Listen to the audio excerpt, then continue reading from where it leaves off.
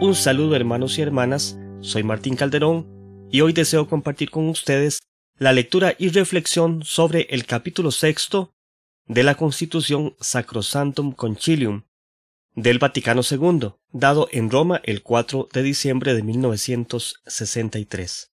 Es muy importante que los laicos leamos los documentos de la Iglesia y pidamos ayuda para su comprensión a las personas que están preparadas para su análisis.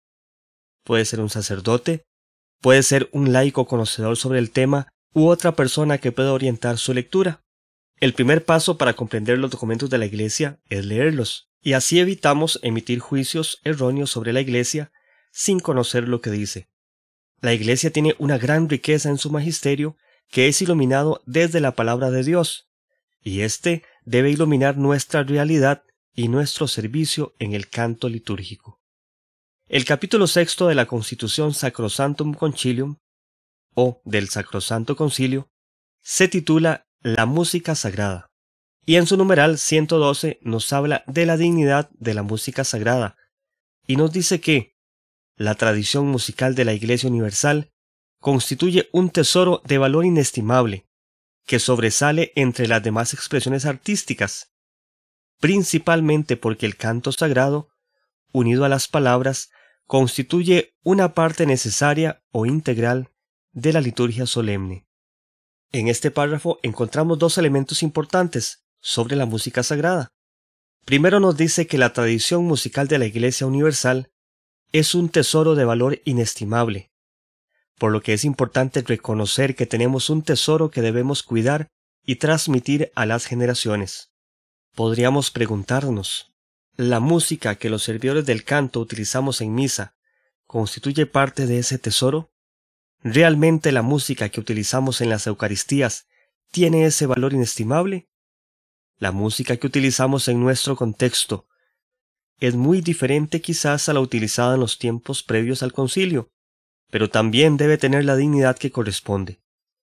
A Dios se le da lo mejor, por lo que debemos prepararnos, formarnos y brindar el mejor servicio posible.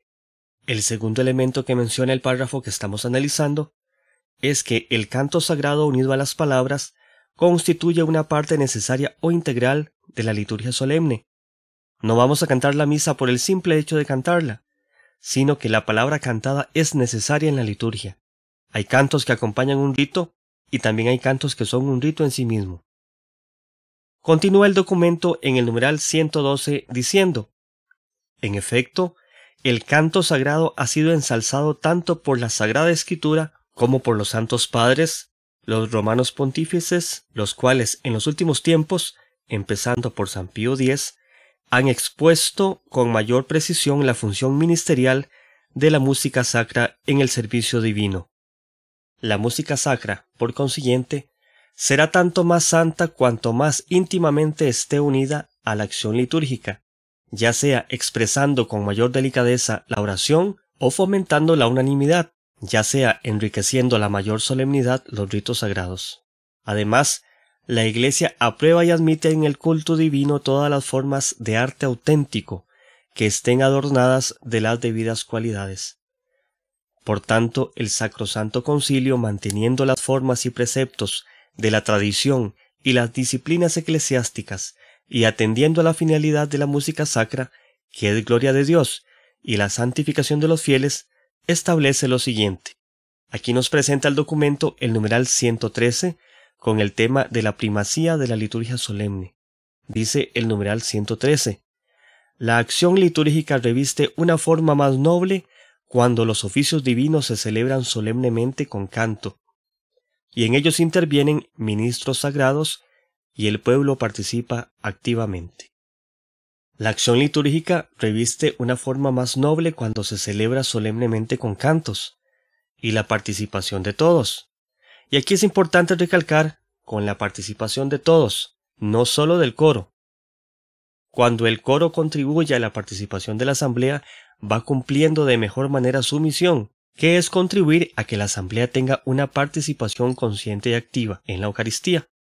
De esto nos habla el siguiente numeral, el 114, que dice: consérvese y cultívese con sumo cuidado el tesoro de la música sacra, foméntese diligentemente la Schola Cantorum, sobre todo en las iglesias catedrales. Los obispos y demás pastores de almas procuren cuidadosamente que, en cualquier acción sagrada con canto, toda la comunidad de los fieles pueda aportar la participación activa que le corresponde. Las Schola Cantorum son escuelas de canto o coros especializados en el servicio del canto litúrgico. Ojalá hubiese en cada parroquia o al menos en cada diócesis una escuela de canto litúrgico, o un coro que integre a la comunidad y que enseñe lo correspondiente al tesoro de la música sacra. Lamentablemente no siempre es así, pero no por eso vamos a dejar de buscar información, de formarnos, más ahora con los medios de comunicación como las redes sociales, que han acortado las distancias y nos permiten comunicarnos con muchos hermanos y hermanas que conocen el tema. En el numeral 115 se habla precisamente sobre la formación musical y dice: dese mucha importancia a la enseñanza y a la práctica musical en los seminarios, en los noviciados de religiosos de ambos sexos y en las casas de estudios, así como también en los demás institutos y escuelas católicas. Para que se pueda impartir esta enseñanza, fórmense con esmero profesores encargados de la música sacra. Se recomienda además que, según las circunstancias, se erijan institutos superiores de música sacra. Dese también una genuina educación litúrgica a los compositores y cantores, en particular a los niños. Este numeral es muy importante. En muchas parroquias y diócesis no existe este tipo de apoyos. Por eso es que muchas veces falta formación en los servidores del canto litúrgico y en los sacerdotes. Pero eso no es motivo para quedarnos de brazos cruzados. Nosotros, los servidores del canto litúrgico y especialmente quienes tienen la posibilidad de enseñar a otros, pueden aportar mucho para continuar fortaleciendo la música litúrgica en nuestras iglesias particulares. Por eso hay que prepararse, hay que acercarse a quienes tienen conocimiento tanto en música como en liturgia. Hay que motivar a que haya profesionales laicos que pongan al servicio sus conocimientos para guiar a los servidores en las comunidades. Y especialmente hay que motivar a quienes tienen el deseo de aprender y que sirven muchas veces con los conocimientos básicos tanto en música como en liturgia. Es en este punto donde nos debe caracterizar la fraternidad, ser hermanos, enseñar al hermano y compartir el material o los recursos que contribuyen al crecimiento del servicio en el canto litúrgico. A continuación, el documento hace referencia en el numeral 116 al canto gregoriano y al canto polifónico, y nos dice que la Iglesia reconoce el canto gregoriano como el propio de la liturgia romana. En igualdad de circunstancias, por tanto, hay que darle el primer lugar en las acciones litúrgicas. En el numeral 118 nos dice: foméntese con empeño el canto religioso popular, de modo que en los ejercicios piadosos y sagrados, y en las mismas acciones litúrgicas, de acuerdo con las normas y prescripciones de las rúbricas, resuenen las voces de los fieles. Aquí nuevamente enfatiza en la importancia de la participación de la asamblea, y los servidores del canto litúrgico deben prestar especial atención a esa misión tan importante: facilitar la participación de los fieles. En el numeral 119, sobre la estima de la tradición musical propia, dice: como en ciertas regiones, principalmente en las misiones, hay pueblos con tradición musical propia que tienen mucha importancia en su vida religiosa y social, dese a esta música la debida estima, y el lugar correspondiente no sólo al formar sentido religioso, sino también al acomodar el culto a su idiosincrasia. Por esta razón, en la formación musical de los misioneros, procúrese cuidadosamente que, dentro de lo posible, puedan promover la música tradicional de su pueblo, tanto en las escuelas como en las secciones sagradas.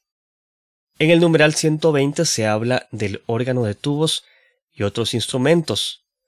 Nos dice: téngase en gran estima en la Iglesia latina el órgano de tubos, como instrumento musical tradicional, cuyo sonido puede aportar un esplendor notable a las ceremonias eclesiásticas y levantar poderosamente las almas hacia Dios y hacia las realidades celestiales.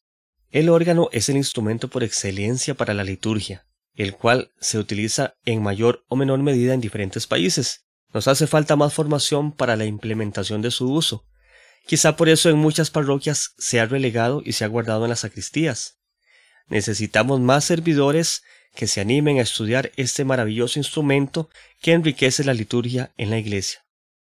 Continúa el documento diciendo: en el culto divino se pueden admitir otros instrumentos a juicio y con el consentimiento de la autoridad eclesiástica territorial competente, siempre que sean aptos o puedan adaptarse al uso sagrado, convengan a la dignidad del templo y contribuyan realmente a la edificación de los fieles.